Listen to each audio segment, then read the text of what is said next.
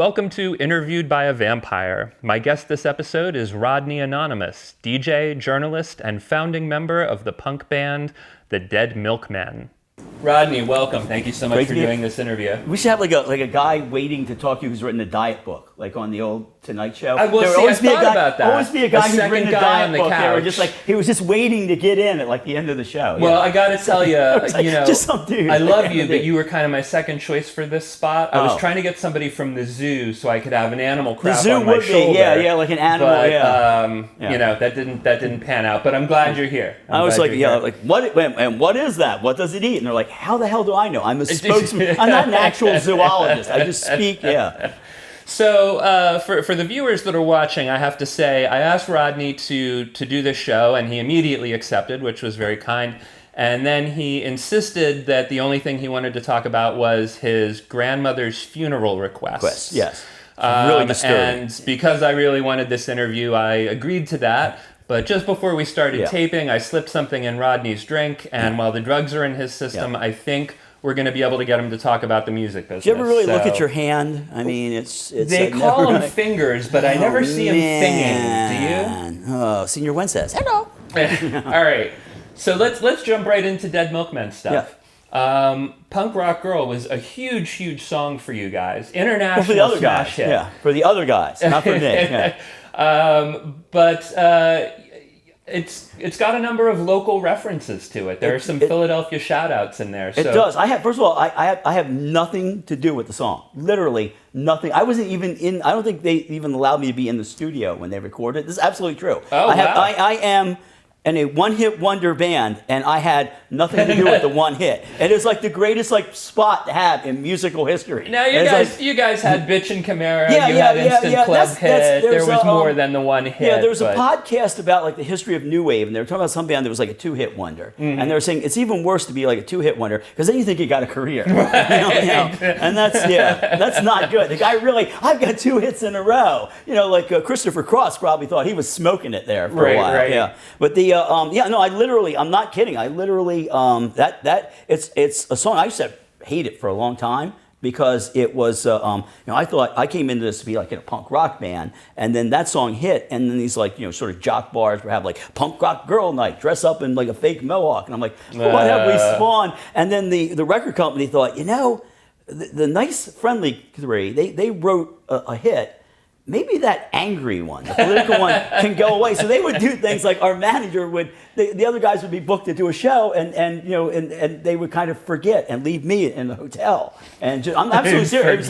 It was a really rough period of my time. I'm so sorry. But it made me write harder. It made me say, there's two things you can do in that. You can say, okay, I'm going to allow myself to be kind of shuffled out the door, hopefully politely, or I can stay and just write a lot and just, and fortunately those guys, they saw it too as what it was being turned into. So that led to the infamous Worms on Club MTV when they made us do it on Club MTV because we didn't want to do something like that. It was very antithetical to who we are. But there are, it is a nice little song about Philly and sort of what Philly used to be, and people actually go to the places trying to find them. Well, now see, that was my follow-up question. Is one Saturday? Follow-up questions? I have you follow-up didn't tell me questions. Yeah. Oh man, I got follow-ups. Unlike Face the Nation, there are follow-up questions. Zipperhead obviously is not around anymore, but they have a new store, Crash Bang Boom. But they left all the ants and everything. It's the same It's the outside of Zipperhead. So to be the owners of Zipperhead, and there's this song, and it's getting bigger and bigger, and it's exploding, and the opening line is, one Saturday I took a walk to Zipperhead. Did they ever give you a sense of did they ever react to you about how they felt about being name-checked in a song that became an international hit? No, because I always assumed it was the person who had that number 8675309. Jenny, I've got you. Yeah, Jenny. The person poor guy probably got called night and day. I just assumed that's what they got. They got tons of people kind of coming in who were they just they had no idea what Zipper. A lot of people didn't know Zipperhead was real, and then I didn't know. I didn't bone up on my slurs, and apparently Zipperhead is a slur for an Asian. I didn't know that. I've never heard that I just before. found that out too recently, and I'm like, that doesn't make any sense. Is that a recently developed slur? I don't know. I think it dated one? back to like the 1940s or something. So it could be like there were people calling some people Eraserhead before the movie, derogatorily, as people had weird heads, and so maybe there were two separate things. I don't think whoever put Zipperhead together, intended it to be a slur. Of course but not. People would ask me about that, and I'd be totally like, what? No. It's like, no, it really is. And apparently there's like a dictionary of like slurs. It must be huge. Because it goes back, Well, wonky Charles, who's that? Well, let me ask you a similar question about a different song. So you had a hit that you actually named Instant Club Hit. Which is a great way to get a hit song. Hey, it's a hit. Well, we said it was a hit. If you make it that, if you name it, they will play it. Well, one of the two dirty tricks, we once got paid accidentally for somebody else's song, and so we wrote a song with the same name. We really did. We got all this money. We're like, whoa, what? Oh, wait, we didn't write this. So we had to contact, BMI and say we didn't. But we thought, let's just confuse it so we wrote a song with the same title. But yeah, Instant Club Hit. I am partially responsible for that. Well, so the first time I heard it was in Pittsburgh at a goth club called Ceremony. Yeah. And everybody there loved it and danced to it and thought it was great. Goth people got it. And the song pokes fun at bands like Depeche Mode and the Smiths. Which I love, Depeche Mode, And there's a line in there, 80 pounds of makeup on your art school skin, 80 points of IQ located within. And at the time you guys wrote that song, was it intended as like a playful satire, or was it like face value mockery? I've been out. I like to go to clubs. I like to go. It's where I would go to goth clubs, and there's every now and then. Every genre kind of loses its identity and then finds itself again. And this was in that little dip when it was just, you went because it was still better than anything else. It was better than, going to see like a Journey cover band or something like that. Right. But you went and the people were always interesting. I always think that, a lot of people that gravitate that were like the punk people. These were people who were picked on. In the case of that scene, these were people that the punk people picked on. Right. And so I would go to a lot of these clubs, and what I do is I talk a lot. So people don't think I'm listening. But I don't hear what I'm saying. I hear what everybody else is saying. It's a great way to kind of be like a spy. So I take things that people actually say. So pretty much everything I used in that song, I was out one night, and it was just stuff people were saying. And you're writing it down furiously on a napkin. And then I go back and I write down, and that's really how I do it. I did that with Bishop Camara. That whole beginning monologue is basically two guys that were standing. They were in their mid to late 20s. Were standing in front of me at a 7-Eleven. Don't give too much detail, or they're going to sue you for a writing credit. I don't think they could actually find me. This would involve, and plus they were like 27 then. They would have been older than me by a little bit, which means they're dead now. But I just assume everybody a couple years older than me is dead. But so I was just going and listening to like what people were saying, and it's weird because there's the Prince of Evil song by Combi Christ. Also, one of the songs, but they talk about Prince of Evil. You work at fucking Burger King or whatever, right? And Dairy Queen, and that's the way somebody was saying like oh, I met Andy Warhol and everything, and then somebody said she's not Hardee's, but I have rhyme it, but she's like she never met Andy Warhol, and like And just like, I think this might have been shortly after Warhol died when I was at the party. I know he was on the Love Boat. I think that's what triggered the conversation. So go on the Love Boat if you're an artist, and if they ever bring that show back, and people will talk about you. But I was just doing that, and then people actually thought I was making fun of the bands. I felt bad about that. But so it was meant to be like a playful, we're all in this together It was meant to be a thing saying this is really good music. But the You'll Dance to Anything line is I forget what was playing, but it was like, I don't know if they were playing Bela Lugosi's Dead for like the 700th time, which was becoming almost, and it's a song I love, but it was becoming almost like the Stairway to Heaven of a musical scene that I had just kind of fallen into and really liked all the people. So some girl was going out to dance to it, and the other girl said, "Oh, you'll dance to anything." And like a little light bulb goes off. It's like, I do it because when I was a kid, I was watching TV and Alice Cooper was talking about the song School's Out. And Alice Cooper was watching the Bowery Boys on TV. And he said, you can learn anything from television. Even the stupidest television show like the Bowery Boys, you can pick something up artistically from it. And so you'll, so he was one guy in the Bowery Boys said, hey, come on, school's out. It means lighten up. And Alice Cooper's like, bing, school's out, idea for a song. So the girl says, you'll dance to anything, bing, idea for a song. there's one more part about Instant Club Hit that I want to ask you about.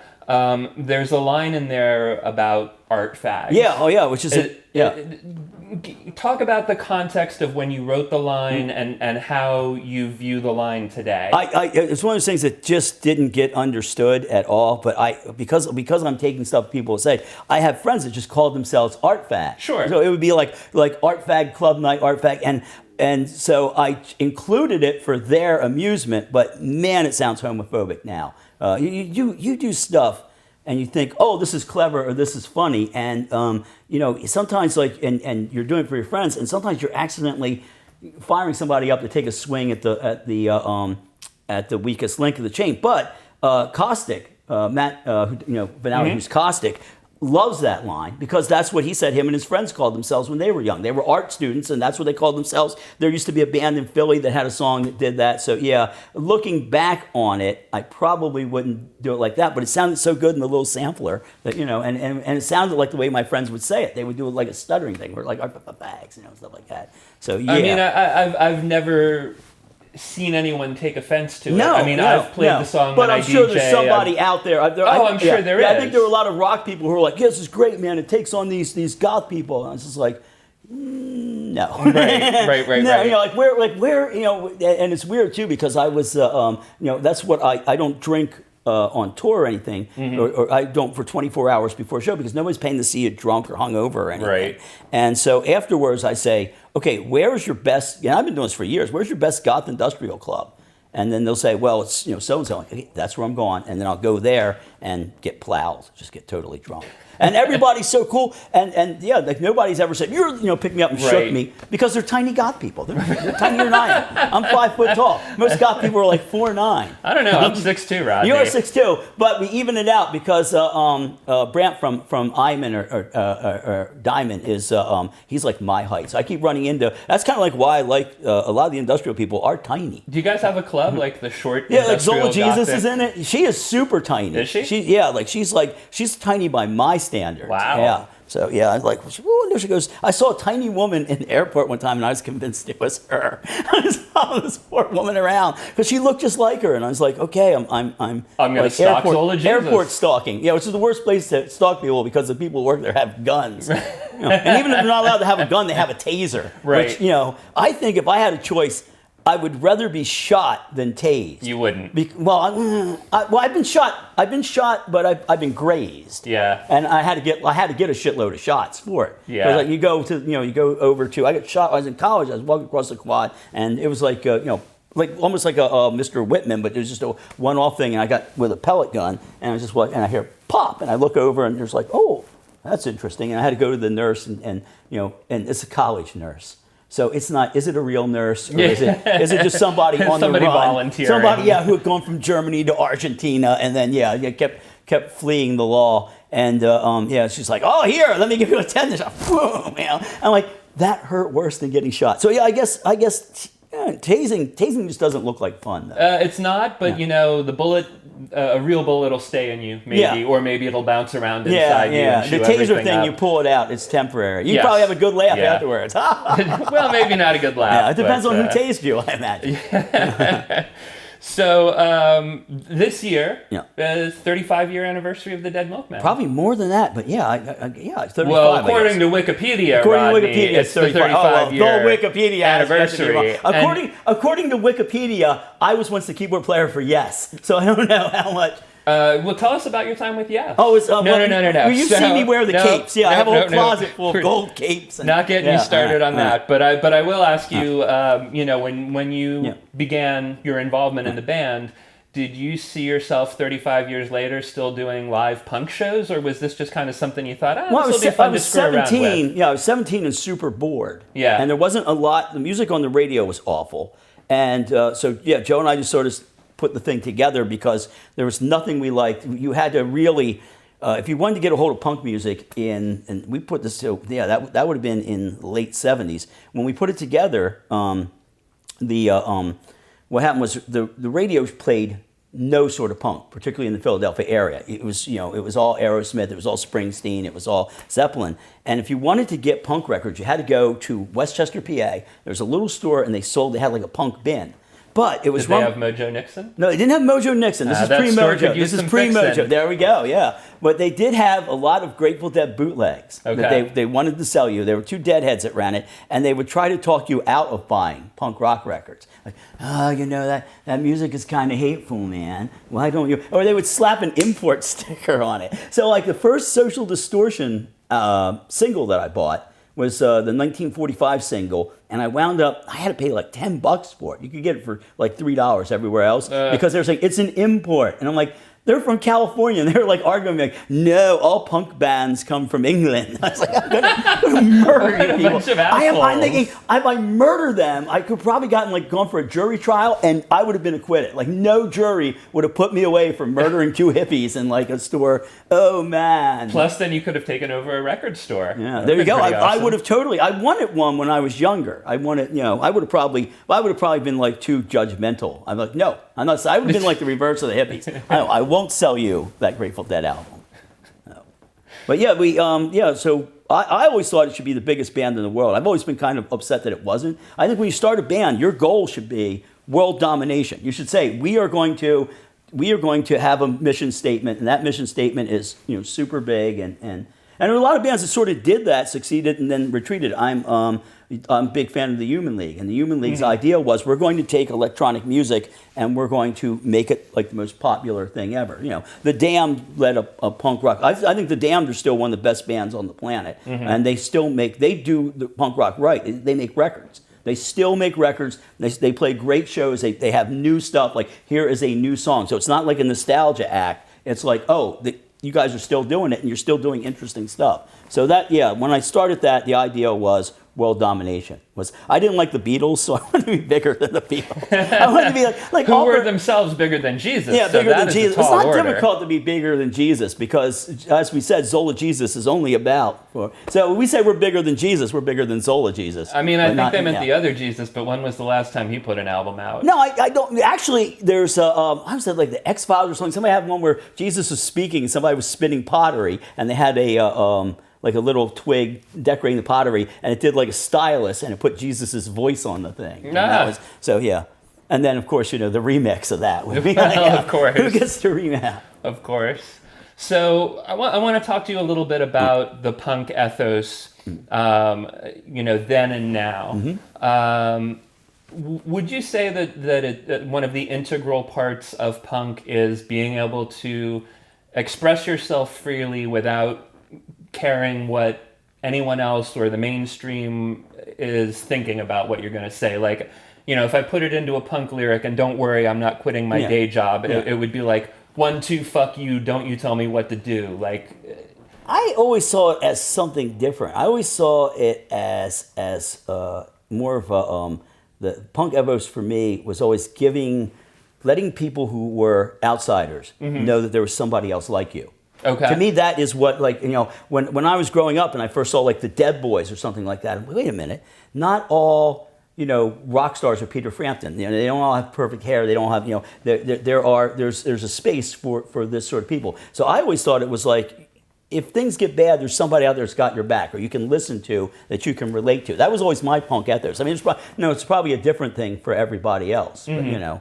I mean, you know, you can obviously, you know, people say, don't tell me what to do. Well, that's helpful up until the point when, you know, the train conductor says, don't put your head out the fast-moving train. Okay, don't tell me what, you know?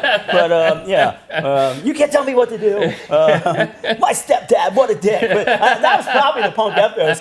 The punk ethos can be summed up as, my stepdad, what a dick. That's what everybody always said. I mean, I'm not suggesting the punk ethos was always necessarily the most productive thing. No, it wasn't. But what we used to say was punk rock was about change, having spare change. And there were a lot of panhandling punks, a whole lot. Yeah, well, they gave the hippies a run for their money. Yeah, for the panhandling.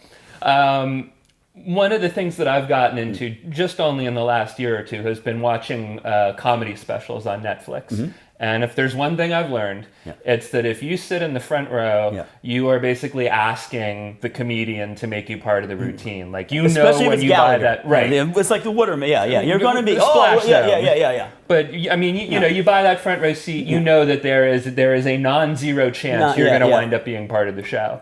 And you know, something that I imagine is a similar thing is heckling a punk band. Like when you heckle a punk band, you got to pretty much expect that you're now going to become part of the show. Of the show, you're going to get. Is that a fair assessment? We've only been heckled a couple of times, and I kind of tell me about the best one. No, the best one, the guy who sucked, but he started launching, trying to heckle us with really brilliant stuff like you suck, and then we would just basically come back with stuff like, oh yeah, well you don't know the difference between the Schrodinger's cat paradox and the Heisenberg uncertainty principle, and just like that, and just like weird shit. And then this happened in Maine. I remember the guy ran outside. We tore him up pretty badly, and he ran outside. He was punching a wall, screaming, "They can't do this to me! I'm from New York." Well, I mean, most hecklers, they don't have. If you've been in a band long enough, you have comeback. Of course, you've got a stash of them in your back pocket. There's the stock stuff like I don't show up at your job and knock the dick out of your mouth, that sort of thing. Right. And don't tell you how to flip the burgers. Yeah, and you're just like.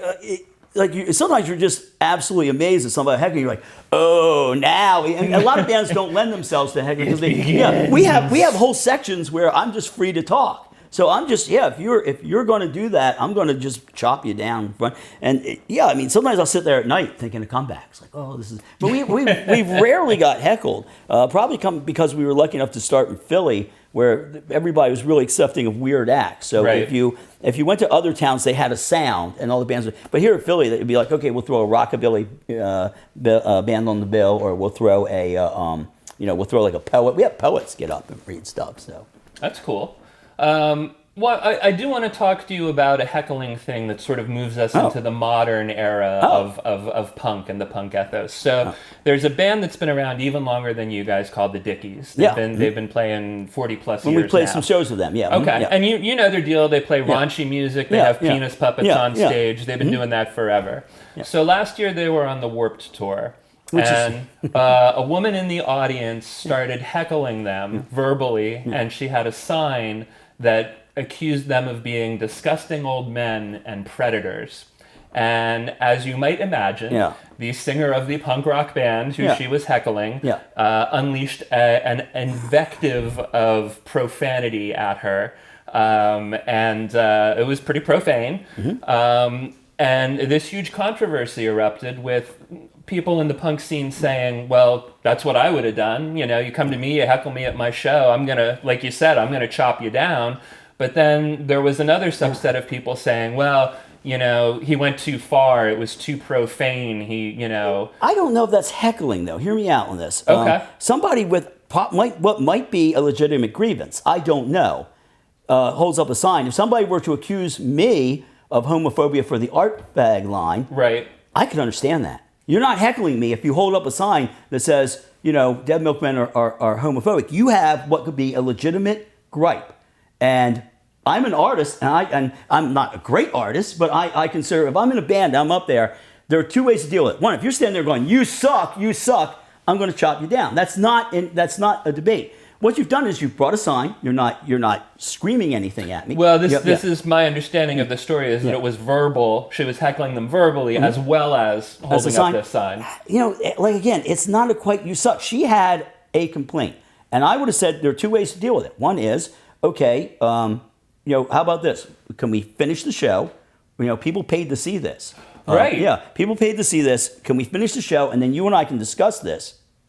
Because you obviously, again, it's a difference between somebody saying you suck and somebody saying I have a real problem with what you do. Now I would have said, okay, we can either talk about back here, or I've got space in this song. Come on up stage. I would actually have probably given her that space at the beginning of Bitch and Camaro to come up on stage and state her case. And then I would say, okay, now can I? That might have been interesting for the audience. The band riffs behind it, and it might have been, it might not have been. It might have been, it might not have been. But I see it as I would have. Like I say, I see it as two different things. I see it as we get people sometimes who go, play some punk rock. That's not, and I'll say, get in your time machine and go back to '86 or something like that. that deals with it quickly. But if you're And I don't know what the Dickies have been up to lately. I can't see them as sexist, dirty old men. We learn stuff about other people left and right. My thing is this: my way of handling it would have been, and I hope I'm mature enough. I don't think I would have shouted back. I would have said, "Okay, what is your issue?" She might have had all sorts of mental problems. Sometimes you could bring her up on stage. You can handle it this way: bring her up on stage. If she's not quite there, then and she's claiming that you were working with the aliens to do. Then you can say, okay, thank you, and just have her go. I think we've addressed that, and that might be amusing for the audience. But I would think it might. My way is if I shout back at somebody who is trying to make a grievance, then it just becomes, you amplify the level and nobody hears anything. And say, I'm now on shouting back at her level. I'm not going to win that. The way to do it, I would say, would be, if somebody really has a problem with me, either talk to me about it, come and talk to me. And if you have a problem with the acts on a tour, why are you not talking to the Warped Tour people? Why are you not saying, I have a problem? Because they've had problems with acts on the Warped Tour. Well, and that was kind of the genesis of this woman being there. Yeah. She was there as part of some kind of group. Yeah, that was, because there were predators, as we now know, on the Warped Tour, and it is a friend of mine was a rapper who does the Warped Tour, and he was like, "Well, come on over, and I'm on, so come on over when I'm and rap with me." I didn't know he was going to be on at like 10 a.m. or something, so I'm like, hey, so I had to like get the hop on the train and go all the way over to Jersey and run to this thing, and I made it just in time to do my spot. But it's basically preteen and early teen age girls running loose unsupervised, which can be a predator's playground. Sure. If you're doing something like that, that really needs to be super monitored. So maybe this woman had a legitimate thing. Again, I say, would you have just started yelling at her? Well, here's my perspective, and I'm not an artist, but I am a promoter. Yeah. And it's part of my business to make sure that you as the artist go away happy and that the audience goes away happy. So from my perspective, when somebody comes in and starts yelling at the band and holding up a sign, they're ruining the show for everybody else. Yeah. And that person just needs to be removed immediately. Yeah. I don't care how legitimate their grievance is, they're out the door. And when you buy a ticket, you are buying the right to see the show. Yeah. You're not buying the right to be part of the show. You're not buying the right to insert yourself into the artist's performance with your signs and your yelling and your heckling and whatever other antics you have. So as a promoter, I would remove that person immediately. There are a lot of artists because the way that it should be approached is if there really is a legitimate grievance, that person should either talk to you as the artist before or after the show, or that person should talk to the promoter and say, there are some unsavory things about this band that you may not be aware of. And people have done that in the past, and where there have been some individuals in bands who have done unsavory things, and they've done. Yeah, my thing is that there are a lot of bands I have a problem with. I don't buy a ticket, right? Or if I think the band is that you can reason with them, I write an email or something. I say, hey, that's the way to handle it. Once you're out there, you're setting yourself up for a losing battle by holding up the sign and saying. Once it happens, though, my thing would be, I would, if the management wants to escort that person out, that's fine, but I would probably say, you need to get in touch with me and let me know what your grievance is. A lot of times the grievance is completely bonkers, or they've got us confused with Camper Van Beethoven. That happens a lot. I get a lot of people. Do you guys have a violin player? It doesn't matter to them. Well, I do it on the. I have keyboards, violin sound. So maybe that's it. But we get a lot of people yelling for songs from other bands. We get people yelling for Institutionalized a lot. Like, play that Pepsi song. Like, oh. So they could be showing up at the wrong band. And I say a lot of things that some things don't age well over time. And I've said a lot of things, so I can understand somebody getting upset with me.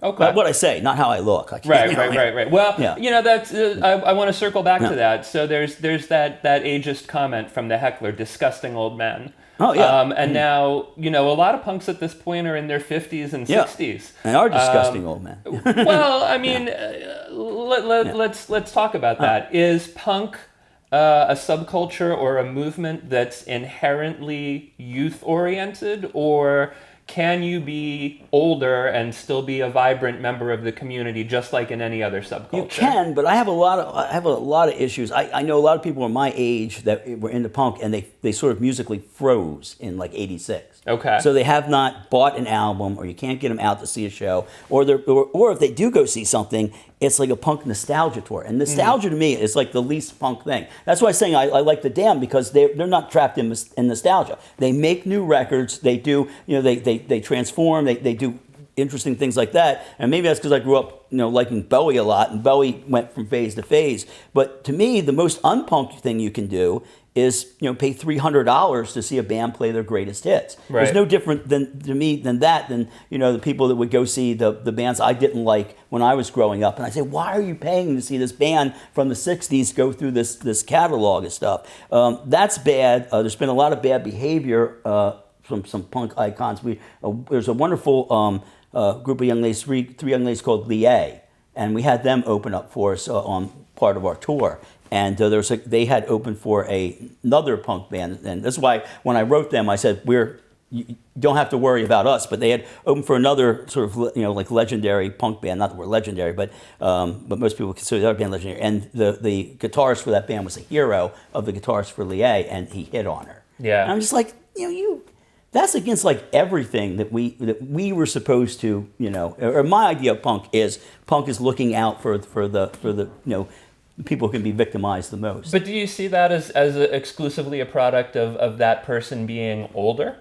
I think within punk there ran a bit of like rock starism that was okay. I think a lot of people, despite their talk about how we'll all live in a squat together, really wanted to be rock stars, and they really wanted, or they didn't start that way, but they got the rock star treatment, and the rock star treatment just turns people into monsters. But or maybe he was a monster to begin with. I don't know. That could have been Sid Vicious at 23. You don't have to be in your 50s or 60s to be that sort of person. You would think that. I wish that. As punks got older, they would held more onto their musical curiosity, or it's just so odd. I don't see punks out anymore, and I go to a lot of shows. I went to see Boy Harsher and Sophomore the other week. I thought, I was looking around. I'm like, there's nobody here my age at this. Right. So it's like it's sort of like a frozen thing. That's sort of my problem with punks my age right now. But aside from that, the frozen musical curiosity, is there still room for them in the scene, in the movement, in the subculture? Yeah. Or do you just sort of like, you're over 30, you're not a punk anymore? No, because that's where these are still the people that have all the skills. Like, you don't lose the muscle memory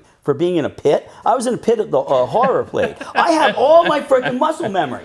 I'm like, I'm popping around these like 20-year-olds and stuff, and they're like, oh, Grandpa's going to get his big old bones broken. But no, I'm like, the only thing that got me was they do a thing where they divide the crowd, and I thought the singer was going to walk back and forth, but instead we ran at each other, like oh my God, Braveheart. Yeah, and I'm like, and I begin to realize what's going to happen. Freedom. Oh, I start doing the math in my head. I'm like, okay, low center of gravity, I can, and I look, and the guy across from me is like the biggest guy, and not only in the club, but maybe on the planet. And I ran, hit him full on, and bounced back. Friends of mine were like, you should have jumped into his arms. I'm like, and then a friend of mine got it all on film. But you have that. They please post that on YouTube or something. That needs to be shared with the world. Generally speaking, we're all probably in better shape than our parents were at our ages. So the bar gets lowered. There's still plenty of room. And if you liked aggressive, loud music, there's still plenty of it out there. It's warped. It finds different forms. But I could have taken anybody from the old punk scene to see Horror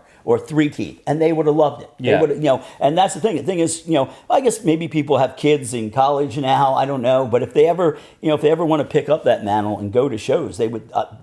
Fine. Nobody. I don't think anybody people are just happy to have people at shows now. Yeah. You know what I mean? It's like, you can't be exclusionary because there'd only be like one or two people and they don't hate each other. Be talking about each other. And as a promoter, I certainly don't want anyone to be exclusionary. I need to sell tickets or I don't eat. All ages show. So when I see all ages show, and I'm like, okay, we don't have anybody here who's 96. Okay, we got somebody who's 95, somebody who's 97. We need it. All ages should mean all ages. Yeah. It would be nice to see some, what would that be? Well, septuagenarian in the 70s, octogen. I don't know what the one for 90s is. I think it's nanogenarian. Old ass people. It would be nice to see some some old ass people at punk shows. So I can tell from the way you're speaking, that the drugs have started to wear off. They have started to wear off, yeah. That means it's time for us to talk about your grandma. But before we do that, I'm doing a thing just for this episode. We're kind of testing it out. Okay. We're doing one of those Saturday Night Live mock commercial things. Right. So we're going to put that up now and then come back to the interview. So patiently wait. Take a look at this commercial. All right. So what did you think of that, Rodney? There was no clip. Just Brian going like that. It wasn't counting down to come we are gonna add it in post. We haven't actually shot it yet. But if I don't see it, I can't really give an opinion of it. I mean, it could have been anything. It's good. It's funny. It could have been the Zapruder film acted out with kittens. Oh no, it's like it wasn't the Zapruder film acted out with kittens. It's a vampire thing. It's just like a vampire joke. I don't know if I can officially have an opinion on it. Can you just kind of pretend that it was funny? And okay, that was the greatest thing I've ever seen in my life, by far. Let's just take this out in post, because we're not getting this. So, we're going to cut this whole thing. So, Rodney, as I said in the beginning, you wanted to talk about your grandmother's burial instructions. I didn't want to. I felt I had to. Because this is the one thing. I wanted to come to you with something I never talked to anyone about. Okay. I did. Actually, at dinner last night, I brought it up to my friends Christoph and Laura, because I said we'd originally planned to talk about here. But my grandmother, I never got to meet her. She died before I was born, and I was about 5 years old, so I'm 55 now. So this has been in my head for 50 years. Okay. I had asked my mother about my grandmother, and I never met. And my mom said, well, she used to say, don't bother burying me. Just stick a bone up my ass and let the dogs drag me away. Okay. And was that ever formalized in any kind of document? That's what I thought. I would like to see the living will. I don't have a living will, but if I did, I'm like, that's what bothered me. I'm like, and they didn't honor her request. They didn't stick a bone up her ass? No, they didn't. But I used to lie there, like, as a kid, like, because I'd never seen it like as a folk saying anywhere. Right. I would go to the library pre-internet when I was like 10 years old. Like, don't look, bone up the ass, dogs drag me away. No, I'm not Googling that. Your search history. But the thing was that I would go to the library through the card catalog, and so I began being interested in unorthodox burials. And they'll say, like, now it's a thing for, like, it's a green funeral, where apparently they just bury you under a tree and everything. I'm thinking, well, my grandmother was like so far ahead on that. But I would wonder, like, were there packs of wild dogs? I would imagine small dogs. We were talking about, like, you picture what kind of bone it is. Like, Christoph was like, well, I imagine it would have some meat on it. And it would have to. Yeah, I wouldn't. I imagine it as like this, like, big, like a Flintstones, I use the term white bone. Yeah, like from the Flintstones or something, like what they would give Dino or something. And I just imagine there'd be a ceremony, like there'd be a minister and he would read ashes to ashes, and now the inserting of the bone, and they would put them, and the dogs would just run out of nowhere and drag her away, like off into the sunset. Where did Grandma live that there might have been these wild dogs? That's what it's. I'm from a steel town in about an hour west of Philadelphia, so it's spooky there to begin with. And it was always spooky. It's probably super spooky back then. Do they have stray dogs, or did they at the time? They would have probably had stray dogs at the packs of stray dogs, and may have inspired it. Or maybe she saw a nature documentary at some point with some, like wild dingoes or something, or hyenas or whatever. Hyenas, actually. Now that I think about it, hyenas gives it sort of an extra added element. Like, stick a bone up my ass and let the hyenas drag me away. Yeah, but I mean, then you got to ship her to some place where there are hyenas. No, but then it implies. I would just say that, and then they would make everybody think, because she's saying it, I'm sure, to her family. It probably makes some of them think, are there hyenas in the area? And they would be on their guard. But they didn't. I think people know there's no hyenas. I've never been to her grave, because I didn't know her growing up or anything. I'm not sure where she's buried. So for all I know, they may have actually done that. But this is the first time I ever talked about it. And every time I hear something about like a weird burial practice, my mind goes there. Or sometimes I will just be lying in bed late at night and I'll just start thinking, what a weird saying. Like, it just doesn't, it's so abnormal. And it's everybody else's grandmother has some sort of, very nice saying. Like, oh, be kind to everybody. It's nice to be polite. And, it's nice to be important, but it's important to be nice, that sort of thing. And I wish I'd been called upon in school if they'd ever done that, where people talked about sayings from their grandparents. I used to go like every year, just like, oh, please, name up grandparents. I could bring up my grandmother, because they couldn't have done anything to me. She actually said it. I mean, I said mine and was discouraged from repeating it. It's actually my father, not my grandmother. But his saying is, "Fuck them all but 6 and save those for pallbearers." Wow. Yeah. Wow. You would have gotten it wrong so well with my grandmother. Yeah, probably. We don't need pallbearers with the dogs, but still, you know, both of those would be good. That'd be a great way to close like a funeral. Like have a minister up there and yeah. My dad's from Wilkes-Barre, so how close is that to where... That is actually fair, because once you get out into like rural Pennsylvania, it's just a weird place. And it's just, and it breeds a lot of strange individuals and sort of strange folk tales and sayings. So it's probably, you know, and we don't mean strange in a bad way. No, it's not in the best possible term. way. Yeah, if you're from Wilkes-Barre, don't write in. Don't show up at my shows with a big sign. Like, you bastard! Wilkes-Barre's number one. You suck. You decrepit bastards or whatever. How dare you insult Wilkes-Barre? That person you have to bring up on stage, because then you immediately have to get into the whole Wilkes-Barre thing. You know, sure. Did you know Patrick's dad used to say, "Fuck them all but 6 and save those for pallbearers." I love that. So now we've broached the issue of your grandmother's funerary instructions. Was that cathartic? It was very cathartic. Is there someplace else you want to go? No, I'm just glad it exists on tape. I've doing interviews for years, and I was thinking, what could I share with you? And I've talked a lot, and I go, and I have my friend Rob. I swing by his store like every Saturday, and I usually just BS back and forth with him for an hour, and we wind up laughing our butts off. But I don't even think I've ever mentioned the funerary instructions to him, but I just, probably why I haven't done a living will. My theory about that is, once you're dead, you're somebody else's problem. You know what I mean? My corpse is not good. It's the one thing you can walk away from. My corpse is not my problem. I would preferably like it to be used by the Army in ballistics experiments. Like that'd be, they take your body out and they shoot it with a howitzer, boom. That would be, that's the most sort of metal way to go. I mean, do you want to say this officially on camera? Yeah, officially, just donate my body to anybody. Not doesn't have to be the Army, just anybody who's testing ballistics or a rocket, anything that might explode. Can I just use it for target practice? Target practice would be fantastic in your basement. Yeah, that would be good. But I want to be hit with something that explodes or whatever. Oh, I have some stuff that explodes. Tracer bullets. Yeah, my dad was still is heavily into blowing things up, and we would go to south of the border every year. Mm-hmm. The place, if you're not from this area and you never made the trip, it's on the border of North and South Carolina. And so they sell massive amounts of fireworks. And he would load up the camper with it, and then we come back basically in a rolling bomb. Wow. And then my dad would put on his, nobody went to the county 4th of July show. They all went to my dad's. And years later, I ran into somebody who was going off about how great Burning Man is. And I'm like, screw you. I went to Burning Mom every year. My mom would get off and catch fire. They're still together, oddly enough. Wait, your mom caught fire? Intentionally or by accident? At least once, I'm pretty sure one of the fireworks, it was like a whistle chaser or something, hit my mom. And there was a small bit of combustion. Not a lot. Not as bad as what we did to my aunt's porch. She lived right over. One of my dad's, I think it was like Roman candles or something. They all landed on there. And didn't totally burn it down, but did some smoking. And then they built houses behind. We used to have woods behind where we live. Which is a great place to start a fire. Kids, if you're going to start a fire, do it in the woods. Smokey Bear says this is where you want to test all your fireworks. Now I'm going to have somebody in a Smokey Bear costume. You bastard. You. Or we'll just growl. I won't even know. I'm like, is that the guy from The Shining? No, it was a dog in The Shining. But so he would, and then they built houses, and of course we wound up hitting those with but now he's got, they moved and he has a large backyard where he can blow up whatever. So he's still blowing things up? I don't know. He's 80 now. I just saw him the other day. I didn't ask if he was blowing stuff up because I was afraid he'd answer in the positive. I didn't like the idea of him out there.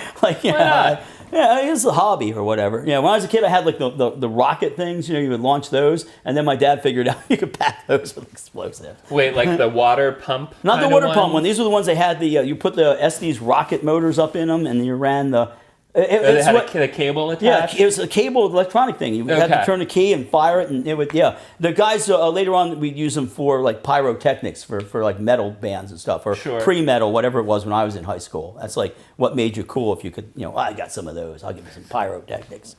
And, the shows where there's one guy, up front is just the one girlfriend of, the guitarist shouting out the band name. She's got the camera. God, I always love that. I would, that's something that needs to be recreated. And your pyro Man is working for a pizza and a case of beer. Yeah, and I'd like to see something like a lot of pyro and stuff, but with just like one woman standing up, like drunk, shouting the name of the band. You know, I did that many years ago when the Stones were in town. You were the only guy in the audience? No, the guys in Living Color were opening for them, and we knew them, and they called a friend of ours, and they said, Stones are going to be at Chestnut Cabaret tonight.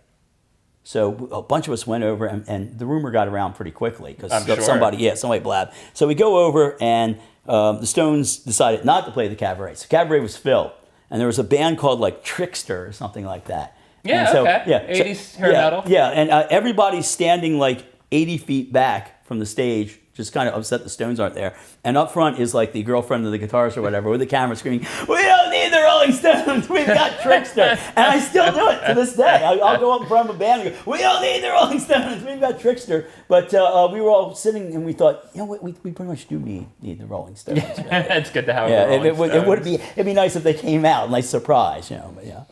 Well, I'm getting the time signal from our producer. This is Evelina. She's a vampire hunter who has to buy a lot of gear and lug it around wherever she goes. This is Patrick. He's a vampire, and he's surprisingly difficult to kill. Evelina was frustrated until she found Vampire Killer Kale. Now she feels healthier, doesn't have to carry so much. And Patrick, well, at least he died happy. Brad's Vampire Killer Kale, sold at your local supermarket. So I'm going to just do a quick musical shout out here. Here's a quick shout out. I'd love to talk about this band called Prayers. They are the founders of what's been described as the Cholo Goth movement. And they are from California. And the singer and primary member of the band used to be heavily involved in gang culture. And he grew up with an interest in old school goth bands like Christian Death. And I've heard stories of his where he talks about literally being afraid that his friends would murder him dead if they found out that he liked to wear black nail polish and listen to music like that. So, I mean, you know, Rodney, you know, we think about getting our asses kicked for that sort of thing. We all got our asses kicked by somebody who didn't like the music genre. He was really afraid of getting killed. So he got out of the gang lifestyle. He started a band, and it's really fantastic. It's a blend of punk. There's definitely some Latino influence in it. There's a lot of goth in it. It's very old school. Their style of videos is particularly striking, and in fact, the Pet Shop Boys hired Prayers' video director to do a Pet Shop Boys video, and Prayers wound up doing a cover of West End Girls that's pretty good. So check out Prayers. They're a fantastic group. I've been listening to them a lot. Great old school goth sound and a really fantastic story. So that's my musical plug. Rodney, thank you so much for joining us today. Appreciate you being here. And thanks for watching. That's the last of our 3 pilot episodes. So we'll see what happens when the next episode will or won't be. Thank you for joining us.